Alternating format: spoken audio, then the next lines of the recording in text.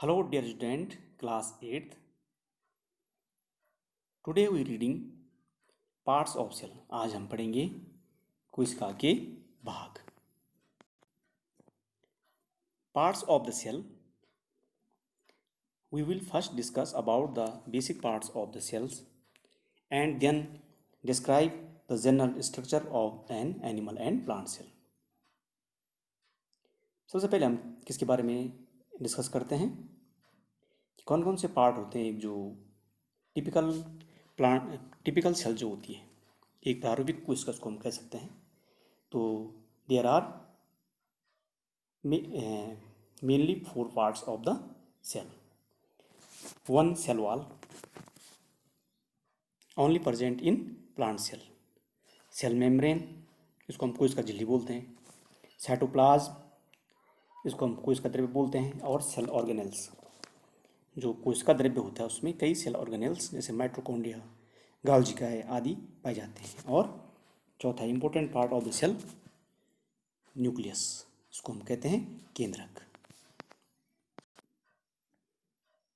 पहला देखिए cell wall, इसको हम कोशिका भित्ति कहते हैं. The plant cell have a thick cell wall because the cell wall is present only in plant cell. ठीक है, तो the plant cell have a thick cell wall around them. ये जो सेल वॉल है, ये वाली, ये दिख रही है आपको, ये क्या है, ये कोशिका भित्ति है, ये बार बार दिख रही है आपको. ये केवल पादप कोशिका में ही पाई जाती है, जो कि कोशिका झिल्ली के, जिसको हम सेल मेम्ब्रेन बोलते हैं, उसके बाहर होती है. The cell wall is made of a material called cellulose. जो ये सेल वॉल होती है, ये किससे बनी होती है? कार्बनिक पदार्थ होता है, इसको हम बोलते हैं cellulose. Organic material called cellulose. ठीक है, तो ये सेलुलोज की बनी होती है. Cell wall gives shape and support and protection to the plant cell. जो सेल वॉल होती है वो पादप कोशिका को एक निश्चित आकार, एक सपोर्ट सहायता करती है, एंड प्रोटेक्शन और रक्षा करती है टू द प्लांट सेल, किसकी? कोशिका की. Cell wall is not present in animal cell. जो बताया था मैं आपको कि सेल वॉल जो होती है या कोशिका भित्ति जो होती है वह जंतु कोशिका में नहीं पाई जाती है. आप पढ़ेंगे सेल मेम्ब्रेन, या इसको हम बोलते हैं सेल मेम्ब्रेन, और इसको हम बोलते हैं प्लाज्मा मेम्ब्रेन, जिसको हम बोलते हैं कोशिका झिल्ली. ठीक है, एवरी सेल जो होती है is covered, every cell, plant cell and animal, both plant and animal cell is covered by a thin sheet of skin which is called cell membrane. इसको हम क्या बोलते हैं? कोशिका झिल्ली बोलते हैं. जो प्रत्येक जो कोशिका होती है वो कवर्ड होती है, ढकी होती है, एक पतली सी झिल्ली होती है, जो उसके द्वारा, इसको हम क्या बोलते हैं? कोशिका झिल्ली बोलते हैं. The cell membrane controls the movement of substances into the cell and out of the cell. जो सेल वॉल जो होती है वो क्या करती है? जो पदार्थ होते हैं जो उनमें उनमें उनके जो आवागमन होता है कोशिका के अंदर, कोशिका के बाहर, उन पे उनकी गति, मूवमेंट, उनके आवागमन पर कंट्रोल यानी नियंत्रण करती है.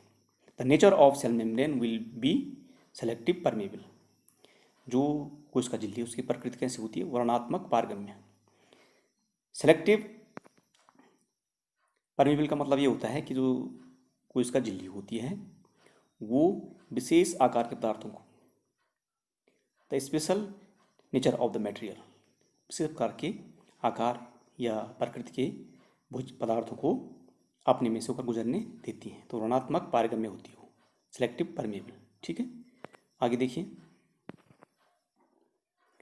Cell permeable, cell membrane will be selective, जो मैंने बताया था आपको.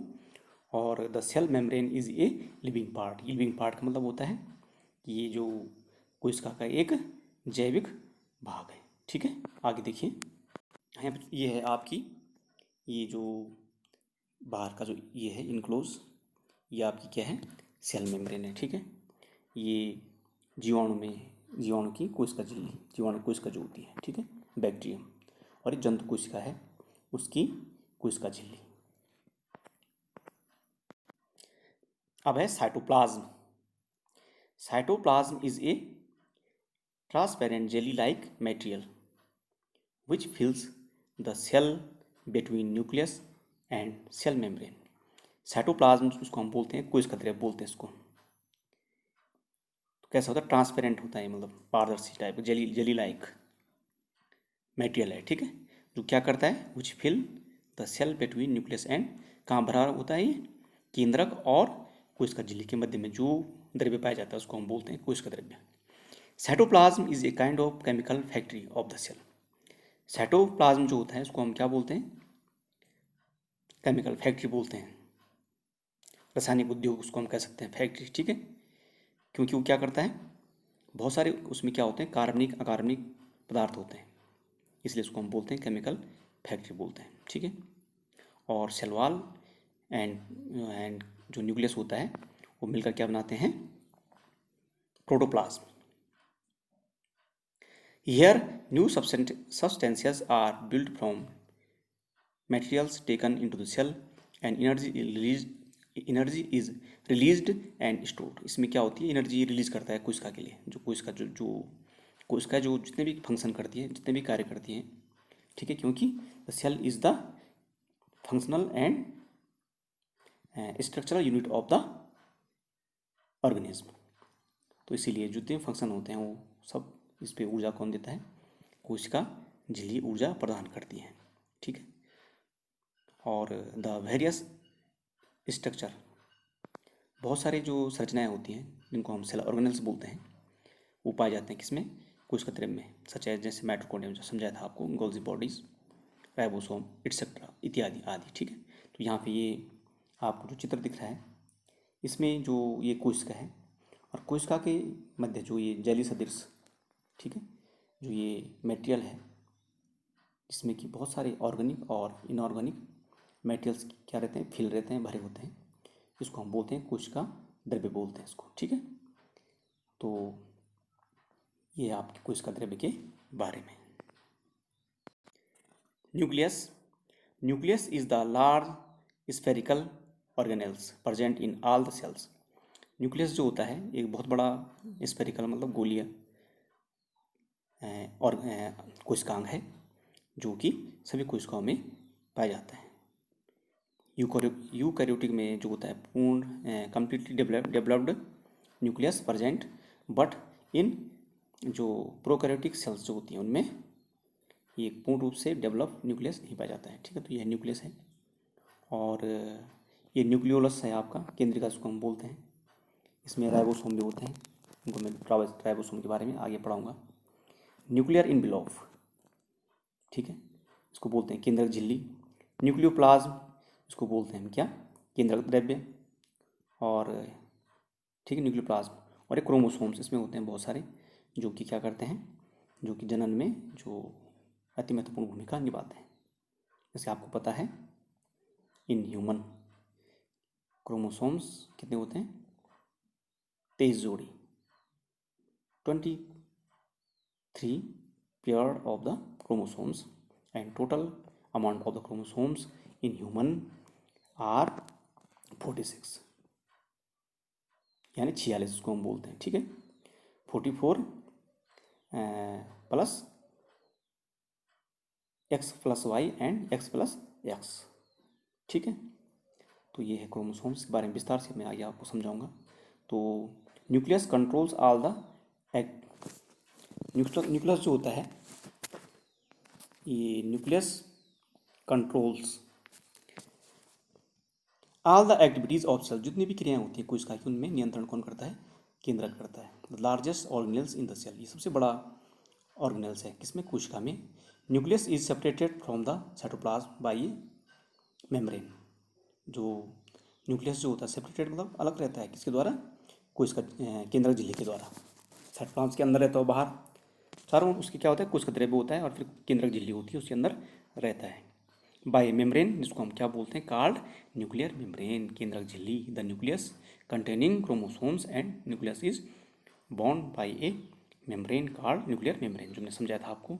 The nuclear membrane has टिनी pores for the exchange of materials with cytoplasm. जो ये न्यूक्लियर मेम्ब्रेन होती है आपकी, ठीक है, जिसको हम केंद्रक झिल्ली बोलते हैं, ये बाहर वाली ये दिख रही है आपको, ये क्या करती है, टिनी पोर, छोटे छोटे छिद्र होते हैं इसमें, जिससे कि आदान प्रदान होता है किनका, भोज्य पदार्थों का, कहाँ, केंद्रक में और कोशिका द्रव्य में आदान प्रदान होता रहता है। तो ये है कोशिका के बारे में।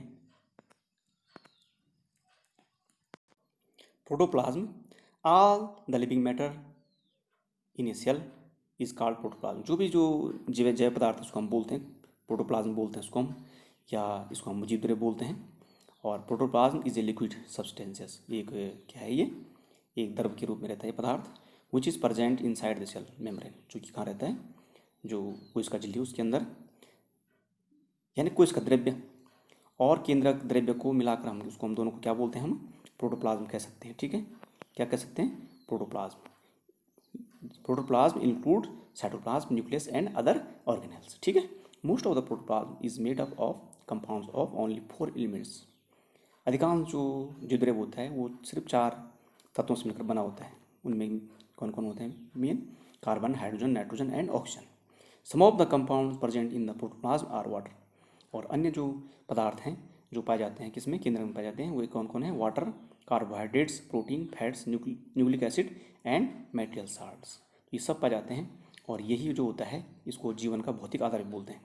ठीक है, physical basement of the life, इसको प्रोटोप्लाज्म को। ठीक है, प्रोटोप्लाज्म अगर इसमें कोई विकृतता उत्पन्न हो गई तो सेल क्या हो जाती है, फिर डेड हो जाती है, मर जाती है, इसको हम बोलते हैं मृत कोशिका। ओके, लेकिन कुछ क्वेश्चन आपको दे रखे हैं मैंने मूल्यांकन में, उनको आपने हल करना है। Okay, thanks.